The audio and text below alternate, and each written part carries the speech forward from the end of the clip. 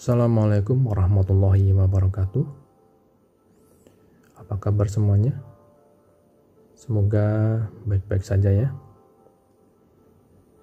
Pada kesempatan ini saya akan membahas tentang jenis dan karakteristik bencana. Tujuan pembelajarannya adalah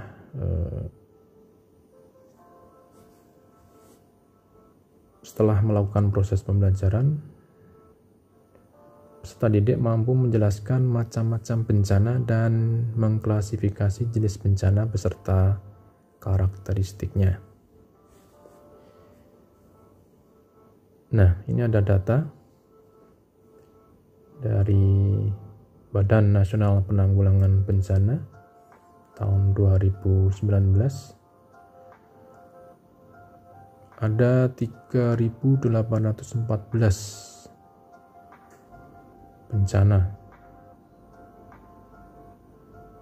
Bisa Anda lihat juga di situ ada banyak jenis-jenis bencana dengan jumlahnya juga bermacam-macam. Kemudian dampaknya juga ada yang meninggal, ada yang hilang, ada yang menderita dan mengungsi, ada yang luka-luka. Ada juga tentang dampak kerusakan. Nah, dari data tersebut kita berusaha untuk bisa mengetahui apa sih sebenarnya itu bencana, apa saja sih macam-macamnya. Kemudian di tahun ini sampai dengan 26 Maret juga sudah terjadi 958 bencana. Baru sekitar 3 bulan tapi sudah hampir 1000 bencana. Nah, makanya BNPB sendiri mengakui bahwasannya Indonesia itu adalah negara 1001 bencana katanya. Atau ada yang menjuluki bahkan supermarket bencana. Wah. Namun demikian kita tetap harus bersyukur bahwasanya negara kita dikaruniai oleh kekayaan yang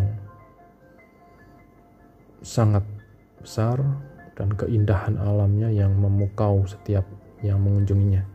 Ya. Walaupun juga disebut sebagai negara yang kaya juga akan bencana. Kemudian mengapa Indonesia rawan terhadap bencana? Yang pertama, ya kita memang sudah lama dikenal sebagai negara yang banyak gempa,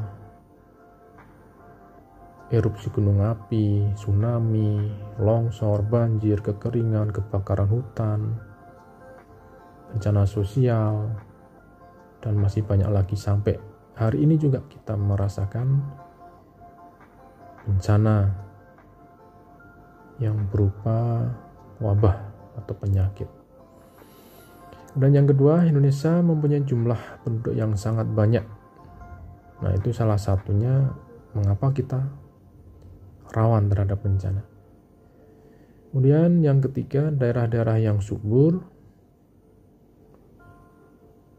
biasanya adalah daerah yang paling padat.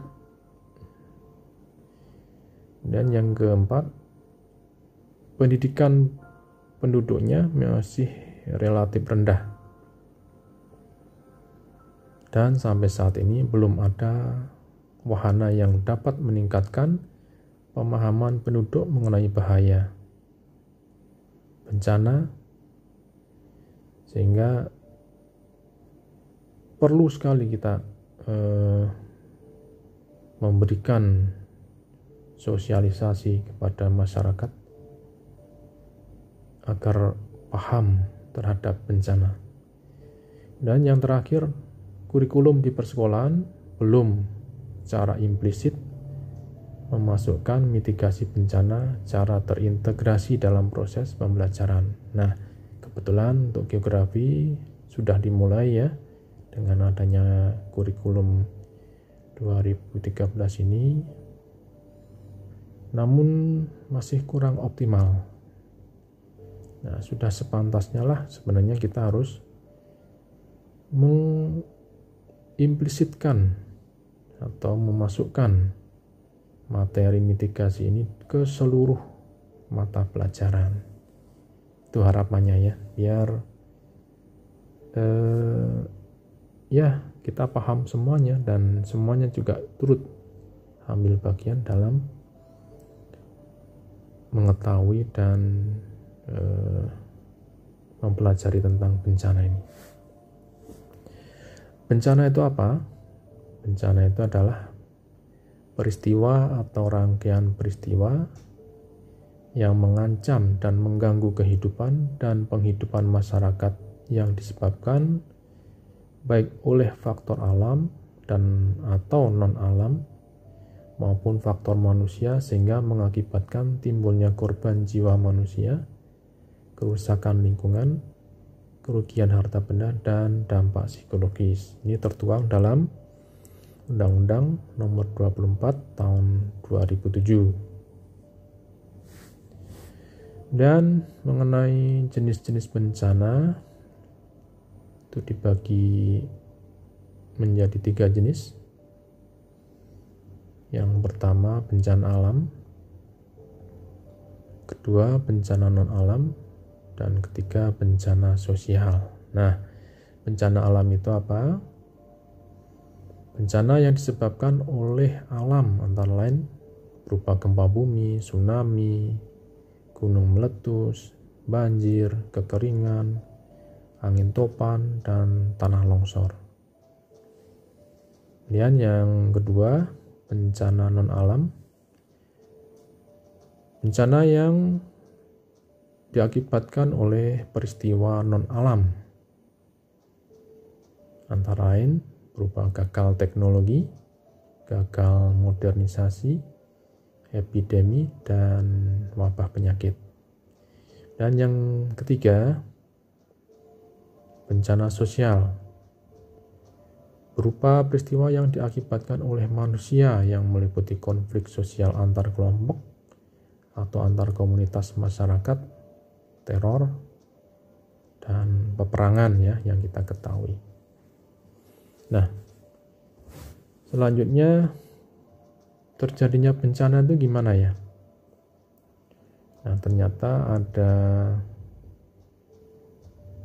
ilustrasi seperti ini ya.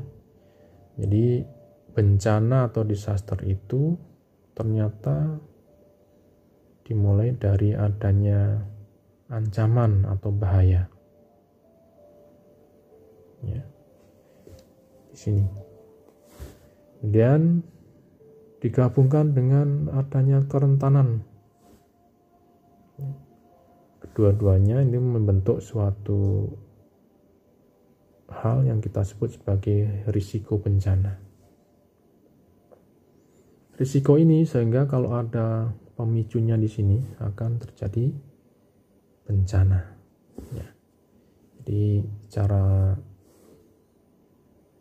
garis besar seperti ini ya, dibuatkan dalam sebuah skema ancaman, kerentanan, risiko, adanya pemicu, kemudian terjadi bencana.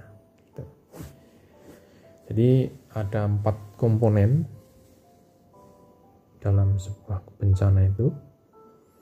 Yang pertama kita sebut sebagai ancaman atau hazard.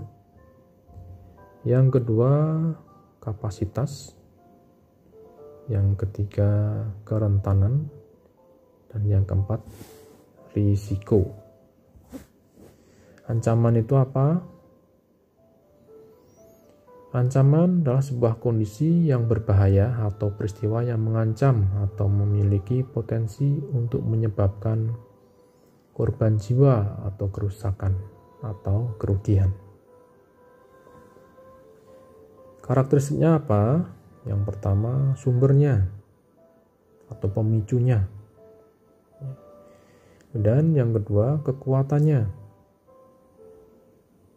yang ketiga kecepatannya, yang keempat frekuensinya, dan yang kelima durasinya, yang keenam sebaran, dan yang terakhir tentang posisi. Nah, itu ya karakteristik dari ancaman. Kemudian ada beberapa jenis ancaman yang dikeluarkan oleh UNISDR atau United Nations International Strategy for Disaster Reduction, ya. Jadi badan khusus PBB yang menaungi tentang strategi untuk pengurangan bencana, ya. Nah, yang pertama ancaman yang beraspek pada kondisi geologi. Contohnya adalah gempa bumi, tsunami, longsor, gerakan tanah, itu masuk pada aspek geologi ini.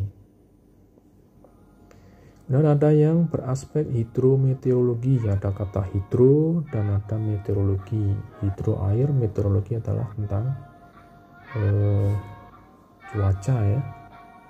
Jadi contohnya adalah banjir, topan, ya, banjir bandang, kekeringan. Nah, itu termasuk dalam ancaman yang aspeknya atau cirinya adalah hidrometeorologi. Dan yang ketiga tentang aspek biologi. Nah, contohnya apa? Epidemi, ya, penyakit tanaman, penyakit hewan, ya. Itu adalah aspek biologi. Dan ada jenis ancaman yang aspeknya adalah teknologi. Ya. Contohnya adalah kecelakaan transportasi, ya, industri. Nah, itu adalah teknologi. Dan ada ancaman yang beraspek lingkungan. Contohnya kebakaran hutan, pengundulan hutan, pertambangan, ya. Itu adalah yang lingkungan. Dan ada ancaman yang beraspek sosial, ya, jadi yang tadi juga konflik, teror, huru-hara, dan perang. Dan yang komponen kedua setelah ancaman itu adalah kapasitas, ya. Jadi kapasitas itu apa?